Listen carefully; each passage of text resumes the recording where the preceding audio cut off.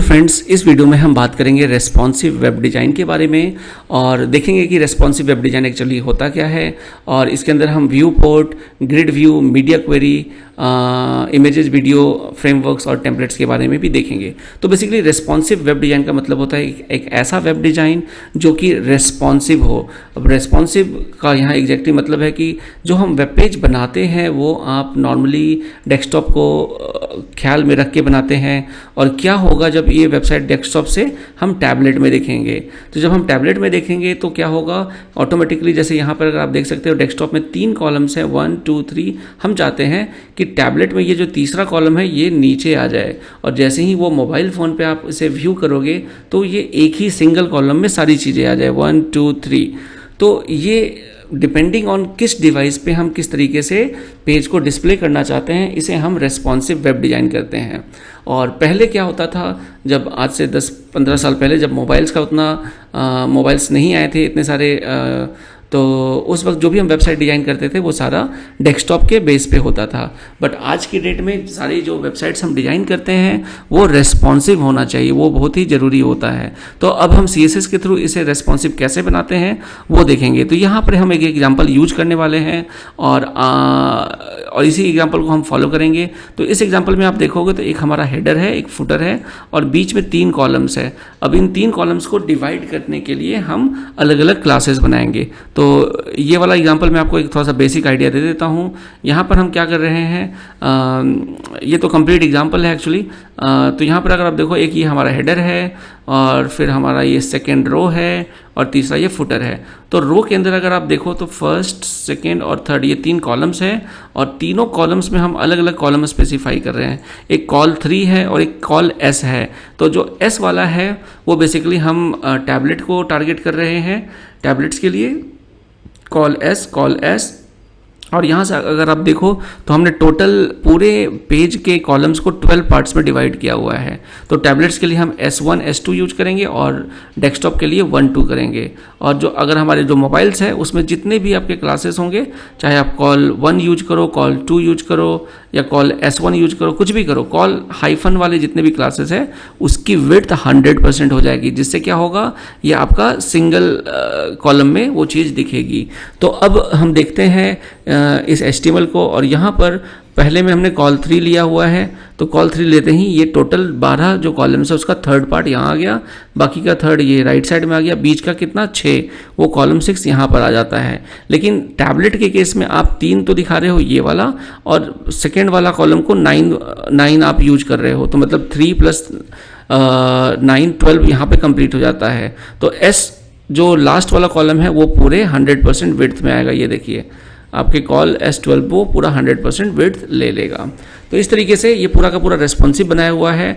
और आने वाले सेक्शन में हम ये भी बात करेंगे कि ये देखिए मीडिया क्वेरी है बेसिकली, और मीडिया क्वेरी यूज करने के लिए हम यहाँ पे @media यूज करते हैं, और यहाँ पे हम स्पेसिफाई करते हैं कंडीशन। तो कंडीशन हमने बताया है कि मिनिमम विड्थ 600 हो तो ये वाला अप्लाई करो क्लास। तो मिनिमम विड्थ 600 हम ये मानकर चल रहे हैं कि ये टैबलेट का होगा, और मिनिमम विड्थ 768 पिक्सल हम मानकर चल रहे हैं ये हमारे डेस्कटॉप का होगा। और मोबाइल में बेसिकली वो तो आपका जैसे ही वो पहुंचेगा, बाय डिफ़ॉल्ट हमने ये किया हुआ है, बाय डिफ़ॉल्ट हमने मोबाइल फर्स्ट अप्रोच लिया हुआ है, और सारे कॉलम्स 100% होंगे।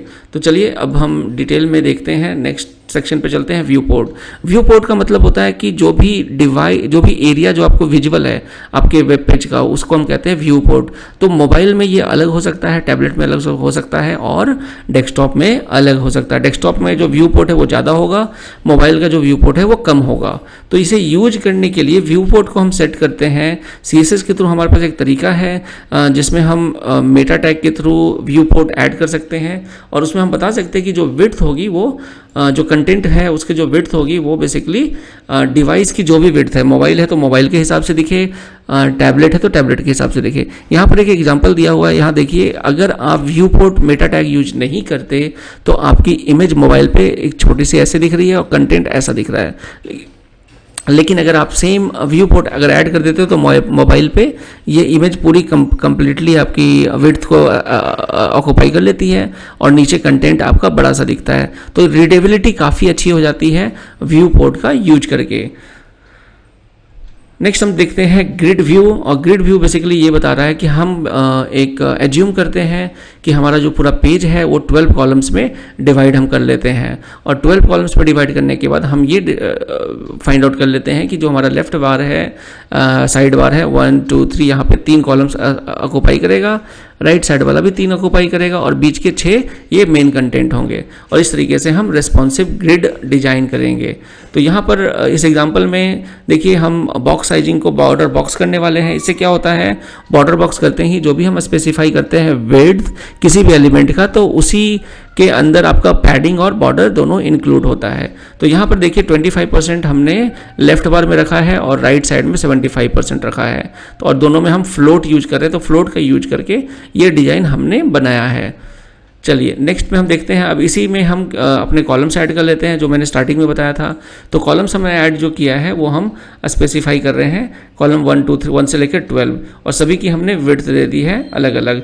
मतलब कि अगर आपको टोटल 12 में से दो दो के आपको 6 सेट बनाने हैं तो कॉलम 2 6 बार आप यूज कर सकते हो।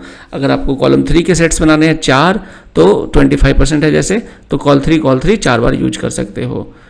नेक्स्ट हमारा है, इसमें हम कुछ डिज़ाइन करेंगे और इसके CSS को हम थोड़ा सा चेंज करेंगे। उससे पहले रो को क्लियर करने के लिए हम रो आफ्टर का यूज करेंगे। यहाँ पर हम क्लियर बोथ करते हैं और डिस्प्ले टेबल करते हैं। इसको यूज करते ही हमारा जो नेक्स्ट रो है वो आपका क्लियर कर देता है।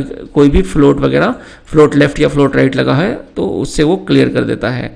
तो यहाँ पर हम कुछ एक जो हमारा मेन्यू है इसको हम थोड़ा सा CSS दे देते हैं, और इसमें हम होवर का यूज कर रहे हैं, बैकग्राउंड कलर का यूज कर रहे हैं, और इस तरीके से हम इसको थोड़ा सा सुंदर कर ले रहे हैं। नेक्स्ट एग्जांपल में हम चलते हैं और यहाँ पर हम मीडिया क्वेरी यूज करने वाले हैं। मीडिया क्वेरी यूज करने के लिए जैसे मैंने आपको बताया है, ये कुछ रूल्स होते हैं CSS के अंदर जिसके थ्रू हम एक स्पेसिफाई कर सकते हैं कि जो वेब पेज है हम किसी पार्टिकुलर डिवाइस को टारगेट कर सकते हैं, जैसे मोबाइल या टैबलेट या डेस्कटॉप। तो यहाँ पर अगर आप देखो तो मीडिया @मीडिया हम लिखेंगे, किसको हम टारगेट कर रहे हैं स्क्रीन पे, और इसकी मैक्सिमम विड्थ 600 तक के लिए हम चाहते हैं कि ये अप्लाई हो जाए। तो ये वाला जो कलर है, जैसे 600 तक आपका जो अगर विड्थ होगा तब ये लाइट ब्लू हो जाएगा। चलिए ये देख लेते हैं। अभी ये ग्रीन है बॉडी का बैकग्राउंड कलर, लेकिन जैसे ही मोबाइल डिवाइस में ये कन्वर्ट होता है तो ये ऑटोमेटिकली इसका लाइट ब्लू कलर हो जाता है। तो ये कैसे हुआ, ये हमने मीडिया क्वेरी यहाँ पर यूज किया है।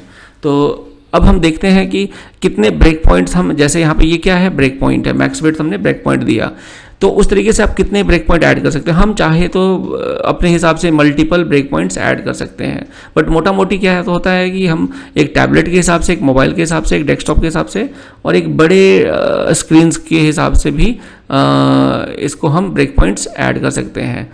तो यहाँ पर हम डेस्कटॉप के लिए हम 768 पिक्सल यूज करने वाले हैं। तो चलिए देखते हैं यहाँ पर। अब हम जो हमारा डेस्कटॉप है वहाँ पर हम 3 कॉलम्स यूज कर रहे हैं, उसको मैंने पहले एग्जांपल में बताया भी था, तो बिल्कुल वही सेम एग्जांपल है। और यहाँ पर आप कॉलम 3, कॉलम 6 और कॉलम 3 यूज कर रहे हैं।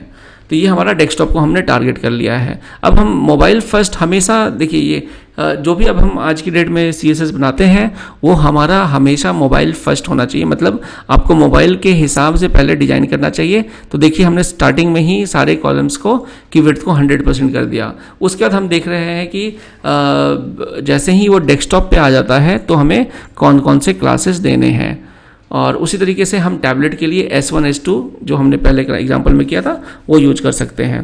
तो ये रहा टैबलेट के लिए, देखिए S1 S2 और यहाँ पर 1 2 ये आपके डेस्कटॉप के लिए, और टॉप में आपका मोबाइल के लिए हमने किया हुआ है।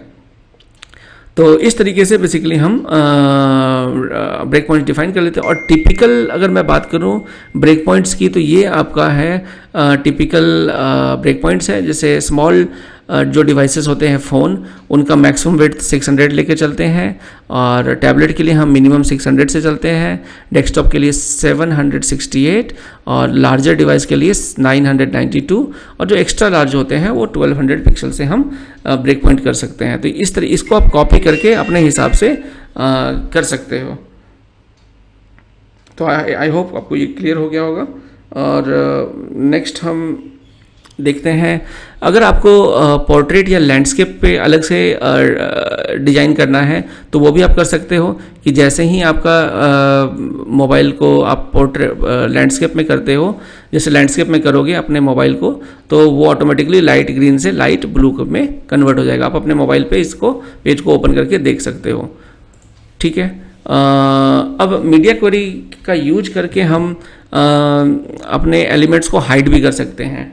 जैसे ही हम चाहते क्या है कि ये जो आपको ये डिवाइस जो दिख रहा है आपका एग्जाम्पल टिप, जैसे ही मोबाइल में आए वो गायब हो जाए। देखिए, तो गायब करने के लिए हम क्या यूज करेंगे कि जैसे ही हमारा max width till max width 600 pixel तक आपके एग्जाम्पल क्लास का डिस्प्ले क्या हो जाएगा, नन रहेगा। मतलब जैसे 600 पिक्सल से कम होगा तो आपको तब तक ये डिस्प्ले नहीं होगा, जैसे ही ये बड़ा होगा तो आपको ये डिव डिस्प्ले हो जाएगा। तो इस तरीके से बहुत सारे ऑप्शंस ऑपरेशंस आप परफॉर्म कर सकते हो, और फॉन्ट साइज भी आप उसी हिसाब से बड़ा छोटा कर सकते हो।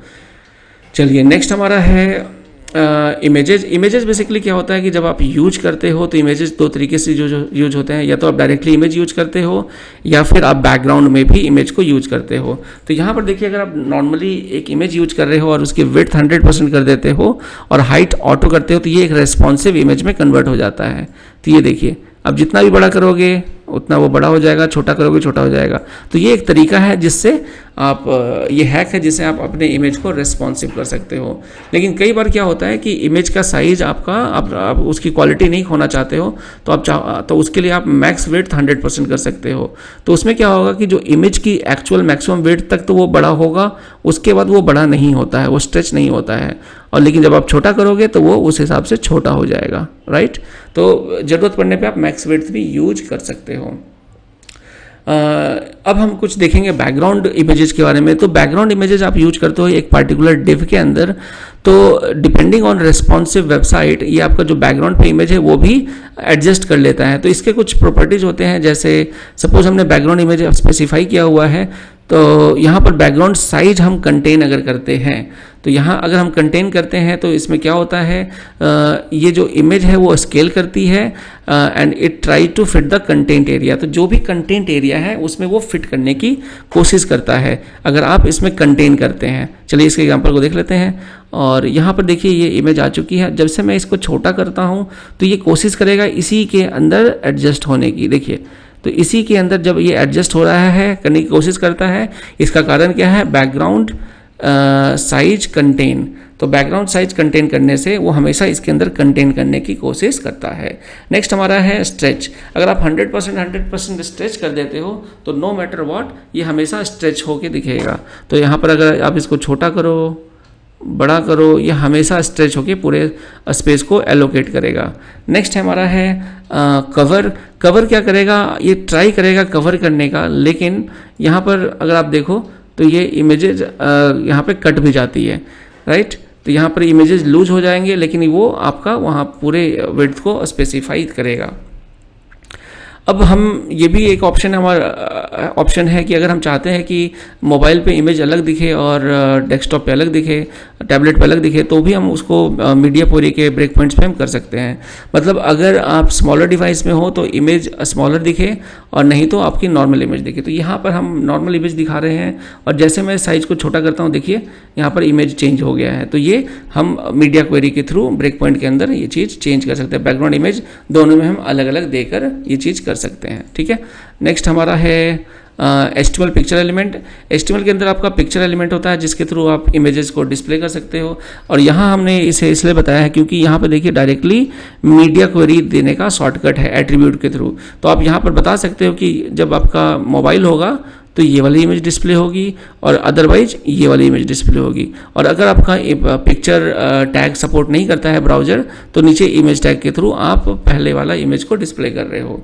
नेक्स्ट हमारा वीडियो है। जैसे इमेजेज है उस तरीके से वीडियो भी आप अपने पेज पर डिस्प्ले कर सकते हो। ये वीडियो है आपका, और वीडियो को भी रेस्पॉन्सिव बनाने के लिए विड्थ 100% और हाइट ऑटो का यूज किया जाता है। तो देखिए ये आपका रेस्पॉन्सिव हो गया। नेक्स्ट हमारा है वीडियो को हमने पेज पे ऐड कर दिया है। ये देखिए पेज पे हमने यहाँ पे बीच में ऐड किया है और ये रेस्पॉन्सिव है। ये देखिए, चाहे मोबाइल हो, टैबलेट हो, ये हर जगह आपको डिस्प्ले होगा, ठीक है, नेक्स्ट हमारा है रेस्पॉन्सिव वेब डिज़ाइन के कुछ फ्रेमवर्क्स होते हैं। फ्रेमवर्क्स क्या होते हैं? बेसिकली CSS फ्रेमवर्क्स जो होते हैं रेस्पॉन्सिव वेब डिज़ाइन के लिए, कुछ ऐसे फ्रेमवर्क्स होते हैं जैसे W3 स्कूल्स का अपना एक फ्रेमवर्क है W3.css, या आपका बूटस्ट्रैप एक फ्रेमवर्क है। इसके थ्रू बेसिकली आप अपने पेज को रेस्पॉन्सिव बना सकते हैं। तो इसमें होता क्या है, ये जो फ्रेमवर्क्स है इन्होंने अपने अलग अलग क्लासेस बनाए हुए हैं, उन क्लासेस को फॉलो करके आप रेस्पॉन्सिव वेब पेज बना सकते हो। जैसे फॉर एग्जांपल यहाँ पर हमने कंटेनर बनाया है और W3 कंटेनर है तो ये मेन कंटेनर है, और W3 थर्ड है तो ये 1/3 पार्ट है, ये 1/3 है, ये 1/3 है। देखिए तो 1/3 ये 1 2 3 तीनों 1/3 पार्ट है, मतलब 33% ऑफ द पेज। ओके, तो ये इसके अगर डेफिनेशन आपको देखनी है, आप यहाँ से कॉपी करके यहाँ पर देख सकते हो कि इसमें क्या क्या डिफाइन किया गया है। तो ये फ्रेमवर्क है, देखिए इतने क्लासेस बना के रखा हुआ है। और एक पॉपुलर जो है हमारा है, आपने सुना ही होगा कि बूटस्ट्रैप, जिसकी ट्यूटोरियल में मैं आगे फ्यूचर में लाने वाला हूँ। तो बूटस्ट्रैप फ्रेमवर्क का यूज करके, जो काफ़ी पॉपुलर फ्रेमवर्क भी है, हम अपने वेबसाइट को रेस्पॉन्सिव बना सकते हैं। तो अपनी क्लासेस लिखने की जगह आप फ्रेमवर्क्स भी यूज कर सकते हो। और रेस्पॉन्सिव वेब डिज़ाइन के कुछ टेम्पलेट्स है जो कि फ्री टेम्पलेट्स है, W3 स्कूल्स यहाँ प्रोवाइड कर रहा है। आप किसी भी टेम्पलेट को, अगर आपको एक वेबसाइट बनानी है तो डायरेक्टली आप यहाँ से टेम्पलेट कॉपी करके अपने वेबसाइट में बना भी सकते हो बहुत ही आसानी से। तो जैसे मैं एग्जांपल आपको एक दिखा देता हूँ, ये तो बहुत सारे टेम्पलेट्स हैं, आपको किस तरह की वेबसाइट चाहिए, तो मैं एक आपको फर्स्ट वाला दिखा देता हूँ। देखिए ये फर्स्ट वाला डेमो है, मैं क्लिक करता हूँ तो यहाँ पर अगर आप देखो तो ये आपका रेस्पॉन्सिव वेबसाइट है, और ये एक वेबसाइट है, ये फुटर है, ये आपका नॉर्मल टूर की डेट्स है, ये फॉर्म है बेसिकली आई गेस, ये गैलरी है, एंड देन डिटेल्स है, ये स्लाइडर है, इमेज है, ये मेन्यू है। अब जैसे ही मैं इसको मोबाइल में ओपन करता हूँ तो ये देखिए मोबाइल में आपका ये मेन्यू ख़त्म होकर यहाँ पर आ जाता है, राइट। तो ये बेसिकली क्या है, एक रेस्पॉन्सिव वेबसाइट है जो कि हम W3 फ्रेमवर्क का यूज करके बना रहे हैं। तो इसको यूज करने के लिए आप सीधा ट्राई इट योरसेल्फ कर सकते हो। और ये रहा कोड, और इस कोड को आप कॉपी करके आप अपना खुद का कोड, खुद का मेन्यू चेंज करके आप अपनी वेबसाइट भी बना सकते हो।